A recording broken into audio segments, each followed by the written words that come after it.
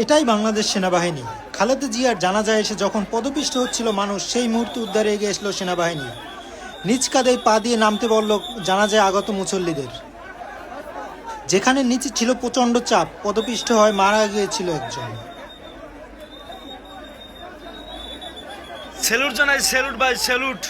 সেনাবাহিনীর পক্ষ মানে আমাদের প্রবাসীদের পক্ষ থেকে সেনাবাহিনীকে স্যালুট। এরকম সেনাবাহিনীকে মানে এরকম সেনাবাহিনী বাংলাদেশের আছে, ঠিক আছে, এটা আমাদের একটা গর্বের বিষয়। এই ধরনের সেনাবাহিনী থাকার কারণে বাংলাদেশ কাজকে গর্ব করি আমরা। আমরা বাঙালি জাতি গর্ব করি যে আমাদের একটা বাহিনী আছে, বিশ্বস্ত বাহিনী, সেটা হলো সেনাবাহিনী। দেখছেন ভাই, মানে কি এতে এই ভিডিও থেকে আপনি কি শিক্ষা নিলেন ভাই? একটা মানুষ কিভাবে তার কাঁধের উপরে মানে কাঁধের উপরে ভর করে মানে অন্য একটা মানুষ তার কাঁধের উপরে পাও পাও ফেলে নিচে নামতে আছে।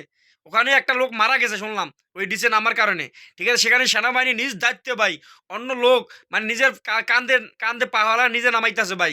এটা এটা কি বুঝে যায় ভাই সেনাবাহিনী কতটা যে মানে দেশের জন্য কাজ করে, জনগণের জন্য কাজ করে, একমাত্র যারা না জানে ভাই তারা বলতে পারবো না।